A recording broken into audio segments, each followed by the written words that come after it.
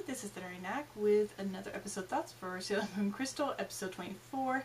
This is definitely coming in a bit late as I kind of had plans over the weekend that threw everything off, so I did not get to do this until now, unfortunately. But, you know, like always, I more or less enjoyed the episode itself, getting onto that. Really not too much changed up from the manga. I think like the biggest thing is the fact that we have all the Sailor Senshi kind of participating in things, like when they're trying to talk to Black Lady to remind her or kind of bring her to her senses. In the manga, I think it's only just Venus and Jupiter that say anything, but of course in the anime they get all four of them in to say something, which is great because most of this episode they just kind of lay on the ground after getting beat by I'll just say the enemies at this point, because it has been a while since I've watched. But I think this episode and this point in the story in general is really great of bringing on like the greater theme of Sailor Moon R, or this storyline, at least for Usagi's side of it, where seeing Black Lady and how she's treating Mamoru and how she speaks of love, it kind of just makes Usagi realize that, this is something she can relate to, because, she kind of felt that same way at first, and she even goes ahead and tells, Black Lady this, that, she was in love with Mamoru, but she felt like she wasn't quite sure how to express this, and so, she acted in very selfish ways, especially with Chibiusa showing up. But she's come to realize that, that's not the way you love somebody at all. And I think that's just, I think that really, to me, kind of makes this story arc, is the fact that it's kind of about Usagi kind of going past that kind of childish view of love into, a more mature view of it, and kind of growing up in that sense.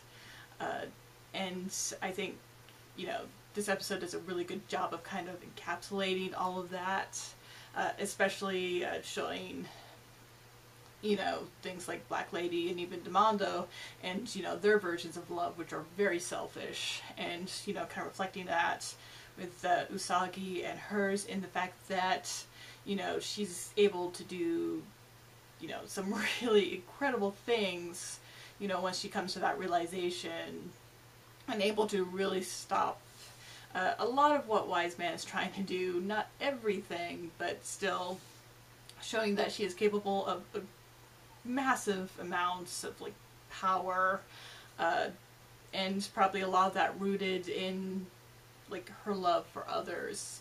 And like I said, this is just a great episode with that. Her whole speech to Black Lady / Chibiusa about that to me was the highlights of this episode. But there's a lot of great things going on in this, because we also get to touch upon a bit of Chibiusa's storyline, which is more or less her feeling kind of alone and friendless, and of course in the manga, and of course now in Crystal, a big part of that is linked to Sailor Pluto, who, has been her friend.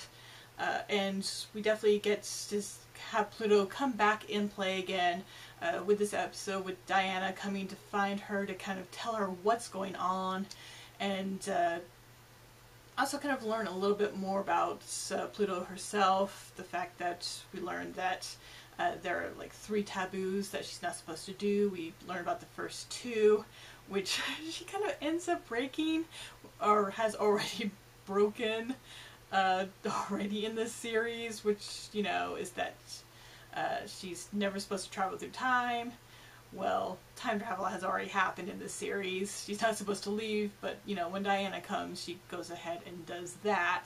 And the third one, we're not told, but I think we can all kind of assume that she's going to end up breaking that one, too. But, you know, that's one of the things I liked about the manga, is the fact that Pluto, she plays a much more important role in it, especially with her relationship with Chibiusa, the fact that, you know, they were friends, and that plays like a big role in, you know, what's to come. And, you know, and it kind of makes me really happy that we are getting Crystal, so we get to see all this kind of animated,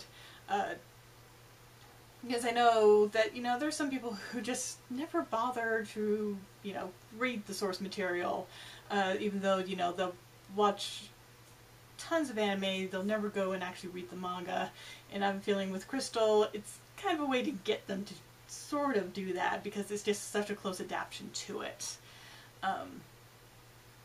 Let's see. Other than that, I mean, well, we do get the reveal of Wise Man, and what exactly he is. I know they did kind of edit a little bit of, you know, when he kind of leaves the body that he was more or less possessing. We see something like a husk, though in the manga itself it's just a skeleton. I guess it might have been a little easier to animate the kind of husk looking thing compared to an actual skeleton, but I don't understand exactly the change for that, but it doesn't matter in the end, because it's still, you know, the reveal that the thing that he was, or the body he was occupying, was already kind of a dead thing. Because what had happened is that he had actually merged with the planet Nemesis itself. And now Nemesis is there, basically on Earth, and ready to destroy it with the maleficent black crystals, which, you know, happen kind of be sending off into the planet, and, you know, Sailor Moon has to try her best to stop.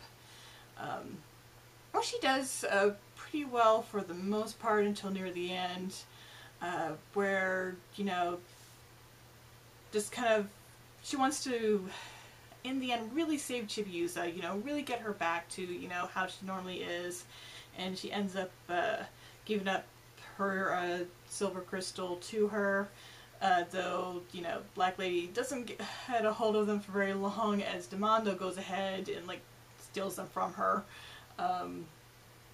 And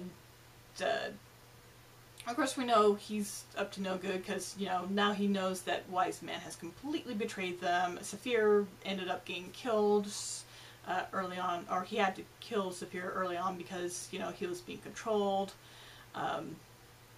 And so he's kind of pretty much at the brink of sanity, basically, and from the looks of it, he's about to, you know, have the crystals touch, and as he's doing that, you know, we have Pluto around, and that's, so she's finally showed up at the end, into the actual kind of battlefield area, and that's just about where everything ends. But if anything, it's pretty certain by now that we're kind of hitting the climax for the series with this episode, and that the next one should probably be the actual kind of big fight, and maybe some wrap-up. Actually, no, most of the wrap-up should come in the following episode, because there are only 2 more episodes for this, for the story arc, and then it's over. That said, I really hope that we get the official confirmation that Sailor Moon Crystal is continuing on after this. I know that there's been some news of that, but it seemed more to be a leak than, you know, actual official news from a Toei, or Toei, that they are continuing with this.